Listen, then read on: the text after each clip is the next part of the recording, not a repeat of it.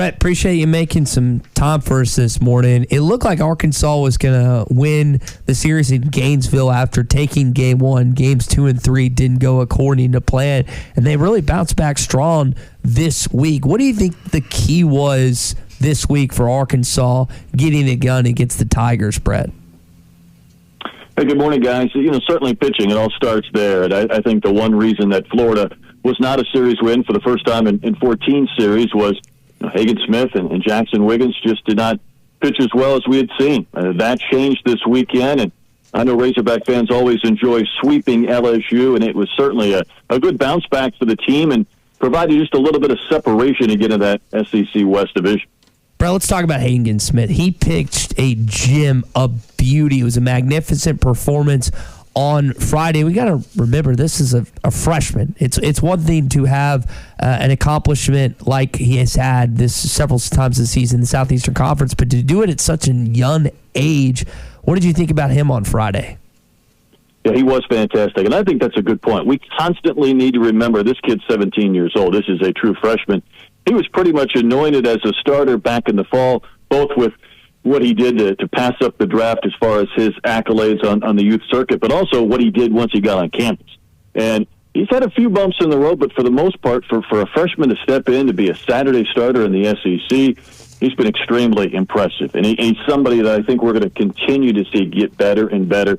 He's got a unique delivery. He throws extremely hard, and he's mixed in a breaking ball. And these pitchers get better and better with Matt Hobbs the longer they're with him. So I can't wait to see where he may be a year from now or a couple of years, but obviously he's been a big part of their rotation coming straight out of high school. Brett, what do you think the ceiling or the potential is for this team? Do you think they're playing their best baseball right now, or is there more to come from this Razorback team? Tommy, it's a question I find myself almost going through on a daily or weekly basis. I fight the temptation, and maybe you do or fans do. We compare everything to last year, and at times we have to kind of break away from that because, A, we know they didn't get to the College World Series, but my goodness, it's hard to be number one, let alone a unanimous number one for most of the year. And times we say, well, maybe they're not hitting as good as last year. Obviously, there's no cops factor, and that's a big part of it. And then one week it may be Caden Wallace who looks great. The next week it's Michael Turner, and it really kind of changes week to week. They aren't playing their best baseball. There's more there to come, but they're playing good enough to be a top 8 type team, and I think they've continued to solidify their role there, which really is what you want right now. It'd be nice to win the West. It would be nice to win maybe the SEC tournament. I don't think they're going to win the regular season with Tennessee. The whole goal is to try and be not only in the top 16, but the top 8, and just their consistency of finding ways to win series has been amazing. And, you lose one in Florida, but then you come back and get that game back by sweeping LSU. It's almost machine-like, but I think there is a little more there to come, and I can't wait to see if DVH and his staff can kind of grind just a little more out of this group. You've got some midweek games that remain. Arkansas State coming up, had UAPB last week. What's the value of these games? Is it about developing more pitching out of the bullpen? Is it about getting some position players some time? What are you seeing in these midweek games that you're covering that is going to provide value for this team down the road? Yeah, it's an important question, Tommy, because last week with UAPB, their RPI dropped 10 points. So if that is something you're concerned with, you think, well, that doesn't help, right? Yeah. What they gained last week was one thing. You get a chance to find another bat like Brady Slavens, who has 9 RBIs in a couple of games. They need him to be effective. They can put somebody else there as a DH or whatever Brady's role is, but he is better than whomever they would try and replace him with. They need him to provide some offense. Jace Borford a couple of weeks ago had a 2-homer game, probably could have been a 3-homer game. They get Dylan Leach some playing time just in case something would happen to Michael Turner. That's part of it, just getting some quality at bats. It's hard for DVH to maybe throw somebody in there for a series against an LSU team or Texas A&M and just kind of roll with it. You can roll with it a little bit midweek, but the other part on the pitching side, and Matt Hobbs, I think, told me this just 2 days ago. We still need probably 2 more arms to really compete. Last year, it wasn't just Cops. Cade Monk was fantastic down the stretch. So they lose him. They lose Kevin. They don't have Patrick Wicklander, who was their number 1 starter. They could still use 1 or 2 more guys. It feels like the land of opportunity, this almost a game show where these pitchers get an inning or two, and I still think these next few remaining midweek games will be an opportunity for one or two guys to make their case to get some quality innings, either down the stretch or certainly in the postseason when the format changes. Brett Dolan with us, Razorback Sports Network here on the Morning Rush. Brett, we always talk about the consistency going from Norm to Brian to Dave Van Horn, but LSU's had that with Skip Burtman and Paul Maneri for a number of years. They transitioned to Jay Johnson. What have you thought about just the games that you've seen, not only against this weekend, but his performance and what you think he can be for LSU as a potential opponent for Arkansas in the coming years? It may take a year or two. I think he's going to be a guy that's going to live in the transfer portal a little bit, maybe like Muss.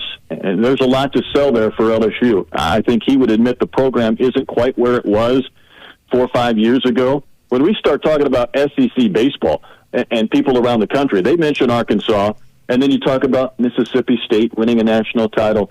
Ole Miss is constantly in the mix. Vandy has won multiple national titles. Florida's got a new stadium. Tennessee's been good. I mean, we rattle off 6 teams before we get to LSU, and I don't think it should quite be that way.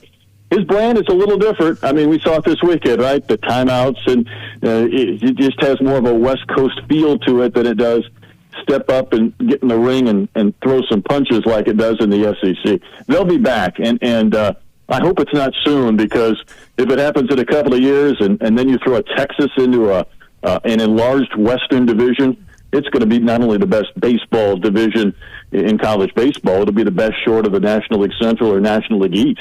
Brett, I think the biggest takeaway from this weekend outside of Baum-Walker Stadium was what occurred with Tony Vitello, and I'm sure you've probably seen the clip, and Tennessee is on a tear this season. They've been unbelievable. They're clearly the number one team in the not just SEC East, but SEC overall.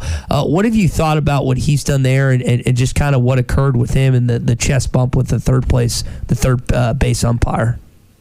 Yeah, it's remarkable what he has done. And I saw the team earlier this year at the Shriners Classic when they lost their only previous game before this past week, and they lost to a Texas team who we thought was the undisputed number one, and now they're having their issues in the Big 12. What he has done assembling talent, and not just hitting-wise. He's got the best freshman pitcher probably in the country, and Chase Burns. He loses his number one pitcher, and his pitching is as good as anybody in the country, and they are a true threat. The incident was obviously unfortunate. I don't know about you guys. I thought it was going to be more than 4 games for a suspension when I saw that. Now, 4 games in college baseball is basically 2 or 3 weeks. Or 2, it feels like a couple of weeks of big league games, and I guess we have to kind of use that conversion scale in our heads.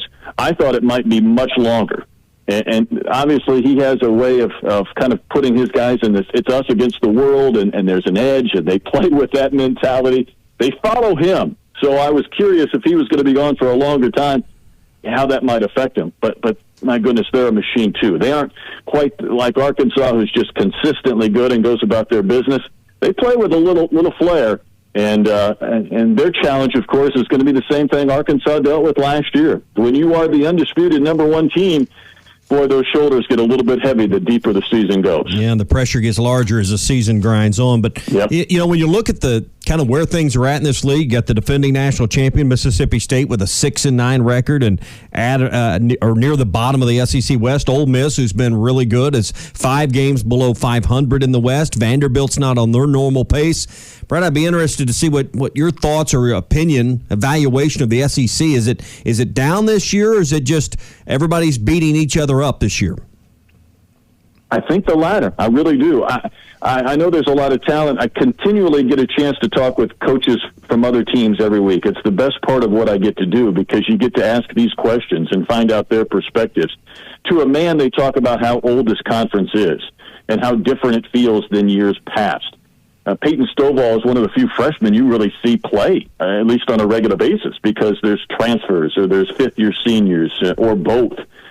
So it really does have a battle of attrition feel to it as it goes along. And I'm with you. There's some teams I would have never thought Vandy would struggle the way they have, or Ole Miss would go from number one in the rankings to out of the rankings in 3 weeks.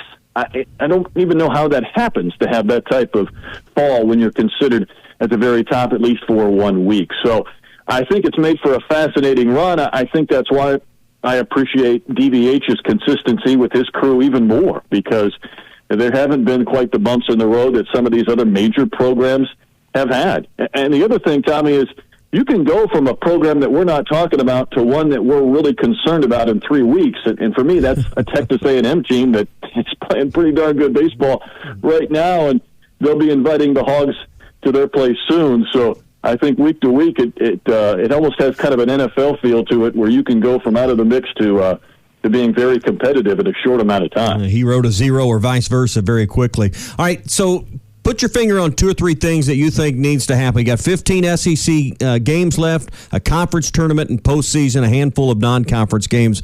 What are some things that need to develop over the next month and a half or so for the Razorbacks to climb their way back to Omaha?